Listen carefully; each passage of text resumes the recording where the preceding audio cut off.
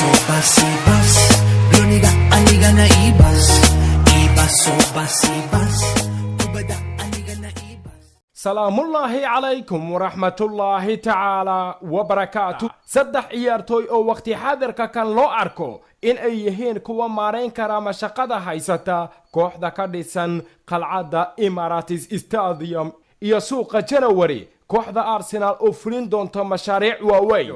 ugu horeyn laagsar muuqaalkan subscribe dhaho channelkeena adigoo riixaya calaamadda gambaleelka si aad u noqoto daawadaha ugu horeeya ee muuqaaladeena. mahadsanid. kooxda ka dhisanna waqooyiga London ee Arsenal iyadana waqti xaadirka kan waxay ku jirtaa marxalad adag oo kala doorasho ah. 12 kulan oo la ciyaarayna horyaalka Premier League ee dalka Ingiriiska waxay fadhisaa kaalinta lixaad. maamulka kooxda Arsenal ayaana go'aansaday in suuqa January ay u dhaqaaqaan saddex ciyaartooy oo loo arko in wax ay ka bedeli karaan marxaladda haysata kooxda ku ciyaarta istaadiyaha Emirates Stadium.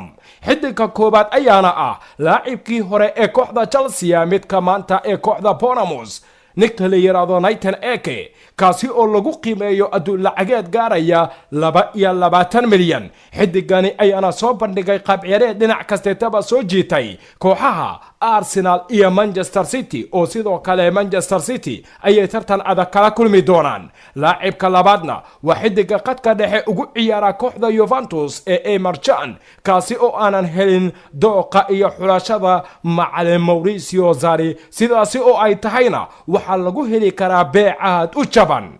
xiddiga ugu dambeeya ee saddexaad waa laacibka reer Talyaani iyo kooxda Bianconeri Daniel Rugani oo bartilmaameed u ahaa tan iyo suuqii hore oo maxaa yeelay reer Arsenal waxay yaqiinsan yihiin in mashaqo xoogan ay ka haysato xagga difaaca. saddexdaasi ciyaartooy ayaana bartilmaameed u ah suuqa January. maamulka kooxda Gunner oo u baahan in kooxda ay samayso dib u soo laabasho wacan oo wanaagsan.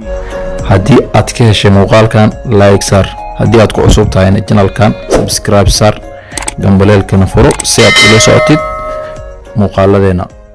Assalaamu calaykum.